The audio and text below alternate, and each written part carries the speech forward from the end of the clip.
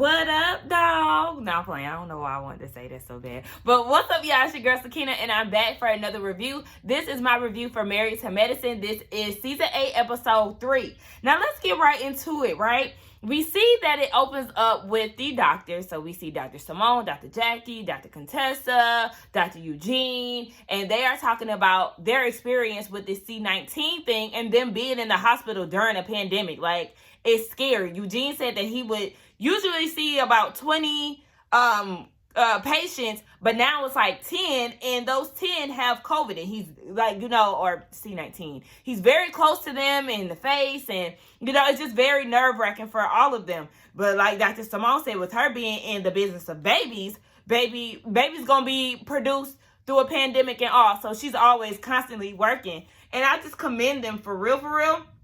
Because when this stuff started, y'all already know how shook up we were. We were confused. It was all kind of chaos and confusion. We didn't know what was going on. We didn't want to go to the hospital. Dr. Eugene said that down at the hospital now, they're more so focused on C-19 patients. They're not really seeing that much of kidney failures and heart attacks. They don't know where these people are. I guess they're staying at home. But yeah, a lot of their patients are, C-19 positive. But yeah, it's just a lot for them. So, big ups to the doctors, everybody on the front lines, really taking care of the whole pandemic situation head on. We see Dr. Heavenly. She has Miracle. I don't know her last name, but she's a protester during the movement. She was out there trying to get one of the protesters that was getting arrested. She was trying to get his information, just in case he wasn't able to get out of jail that same day and he needed a lawyer. So as she's getting his information, a cop comes up and punches her in her face. And you can even see it on camera, on somebody else's camera. Punches her in her face and knocks her teeth out. She doesn't know if it was because he had her phone in her hand, her phone hit her mouth, or if it was just the impact that he had on her. Nonetheless, this bastard punched her in her face and knocked her teeth out. So somebody sent it to Dr. Heavenly on social media. She flew the girl out and she's giving her a smile makeover. So this is her way of paying it forward, and she said that she just wanted to help. So she gave her the makeover, and I know she said she was supposed to come back in 3 weeks. I think when she come back in 3 weeks, I hope that she's going to give her the bottom row too, because I just want to see the final product. But I do commend Dr. Heavenly for reaching out to that girl and giving her a makeover, because yes, your smile means everything. Like, it's just another level of confidence, and, just making sure that your, pearly whites is pearly white and straight and all of that. It just gives you a whole different kind of confident boost, which is why I'm trying to get my shit on track. But y'all set up a GoFundMe for my dental work. My camera is doing a lot of moving around. So like I said, if y'all see me going up and down or whatever in different clips, that's because my damn camera won't sit still. Let me tell y'all something. We see that Toya and Anila are going to the tennis court and all of this. They said they bond because they both Aries. Let me tell y'all something. Just a fun fact. I don't know what months they are, but different signs, the same sign with different months, they don't act the same. I don't act the same as a February Pisces. I don't really see it for them too much. I ain't gonna say it like that. But I just don't I don't be like, oh my gosh, that's so me. I just want to let y'all know that, just in case. But yeah, anyway, they playing tennis. Fun fact about me, in high school, my sophomore year, I played tennis. It was something that me and my friend just did. Our teacher was the coach for tennis, so we decided to join the tennis team. And, we thought we was Venus and Serena out there, okay? We literally had Venus and Serena tennis rackets. They had rackets with Wilson, and we was, on our shit. So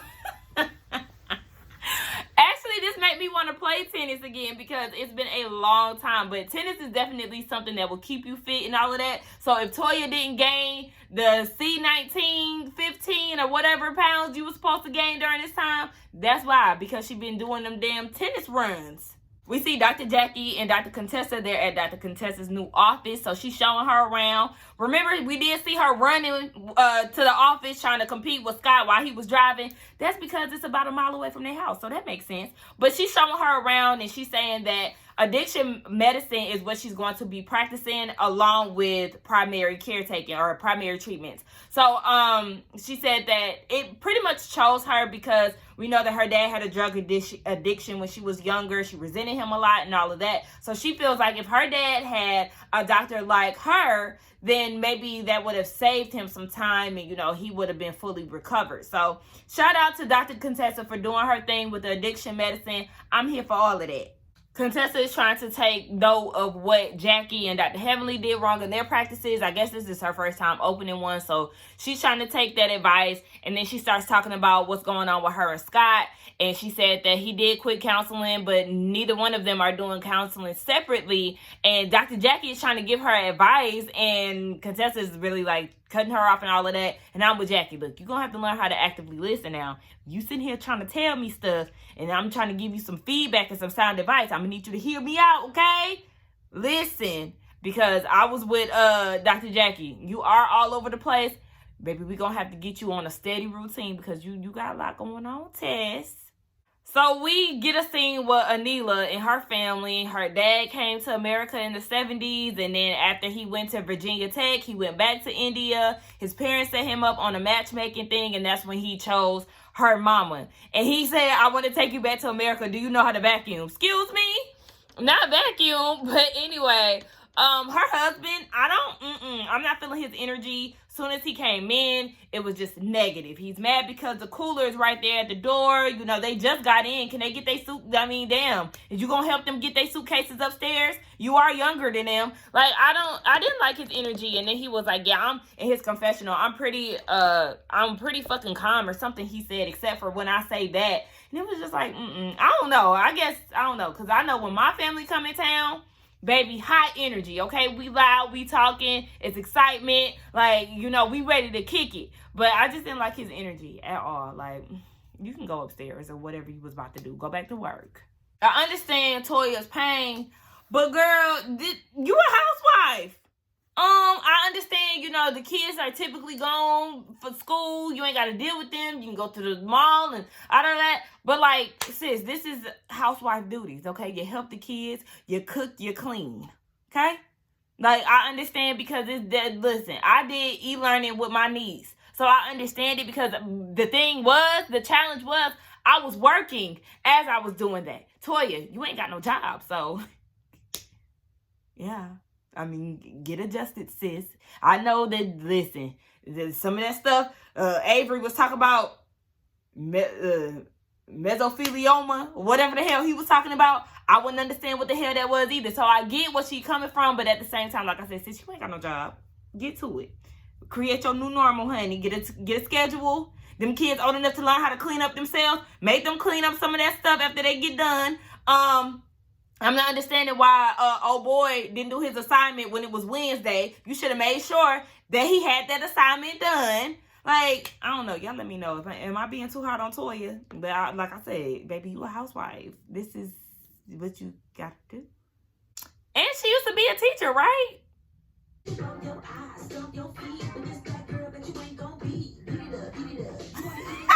This song. We see that Miss Quad has entered the building, okay? Miss Quad, hey, she got it.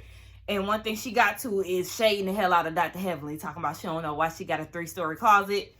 Neither do we, to be honest, because yes, it definitely is not to hold those fashions, sis. We know you are not the best dressed of this show, so it's like everybody wants to be in competition now. Baby Toya then got a 2-story closet. Dr. Heavenly wanted a 3-story closet. Dr. Jackie wanted a multiple-story closet. Like, y'all do not be dressed down. Neither three of y'all. So I'm not understanding why. It's mighty funny how Miss Toya Jones like to talk shit about people. That's why I call her Toya Jones, because she keeps up with the Joneses. I was right here with Quad when she said, baby, you begged, borrowed, and stole to get that house, okay? But you want to talk about her townhouse? Don't do it, bitch. Here Quad is thinking that they was on good terms, but she talking shit about her on live with Dr. Simone.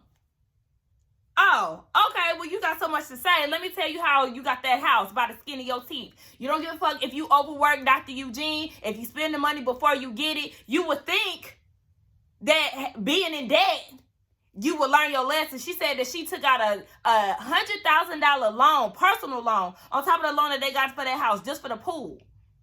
She said she got people in places, okay? People that's giving her the tea. And remember, a few months ago, we did see that their house is on the market or something like that. So I wouldn't even be surprised, because one thing we know about Toya Jones and Eugene is that living beyond the means is what they all about, okay? One thing about it, Toya don't give a fuck. Remember that we got that big ass house that they could barely afford? They done moved so many times. That's why I don't like Toya. This is why I don't like Toya, because she is new money. The fuck down, okay? She, like Quad said, baby, you do things for validation. Zip codes and labels and all of this, because you ain't never had shit, so you don't know how to act. Ugh, baby. So we see Anila is getting ready for Rocky, which is an Indian celebration for brothers and sisters to bond. So this is something that she wants to do with her kids. And she calls Toya. Toya is going to, and she tells her that she invited Contessa. So Toya's like, why did you invite her? Like, y'all not even that close. And she was like, you know, I got a cool vibe from her at Dr. Damon's birthday party. She was nothing but nice. So she invited her. Now, my mom showed me a video. I guess it was on live. It was Dr. Heavenly, Quad, Dr. Contessa, Dr. Jackie, and Anila. They were all together, kicking it, eating dinner, having a good time, baby. And that's what I like about the doctors.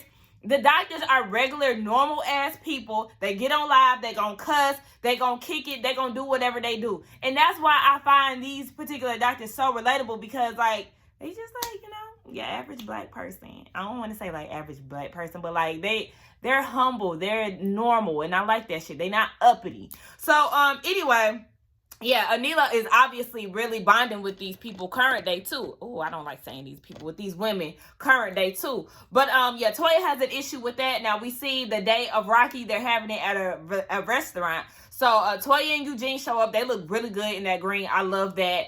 Dr. Simone is there, too. And Contessa shows up. Body snatched. Like, Contessa was wearing the hell out of that dress, okay? Toya had a problem with her headpiece. This is an Indian celebration. And one thing about it, I love Indian garb. Like, I love the flowiness of it all, the colors. Like, I really love that, even the headpieces. But I was here for Contessa's headpiece, but Toya was trying to be shady, and then she was like, you know, Anila doesn't understand the problems that I have with Contessa. Your problems, not hers. She's allowed to get to know Contessa outside of you. We not doing this. We not doing this, okay? She is allowed to get to know Contessa. Contessa just don't like you because you celebrate things like getting out of debt, and instead of trying to preserve your money, you do things and spend your money frivolously. Like I said, no money. So then Anila goes and talks to Contessa, asking her if she can set aside her differences or issues with Toya. Oh, my best friend calling me. I told her I was filming. Anyway, yes, her issues with Toya, and Dr. Contessa is like, we trying to talk about this today, and I'm trying to get to know you individually, right? When we trying to get to know each other, the last thing I want to do is talk about somebody else. So let's continue to get to know each other, and then come to find out the real issue, or the supposed issue, is supposed to be who is it? Dr. Contessa didn't want to take her shoes off at Toya's Christmas party. I mean, you got hardwood floors, sis. I mean, you probably don't want to get them scuffed up, but, like, yeah, at a holiday party, who wants to be barefoot? Yeah, I want my whole outfit on.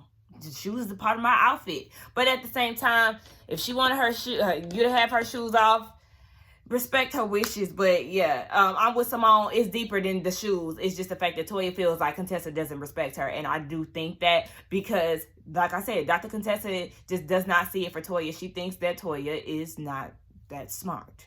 When I say smart, I'm meaning logically. Like, she doesn't really think as a logical person.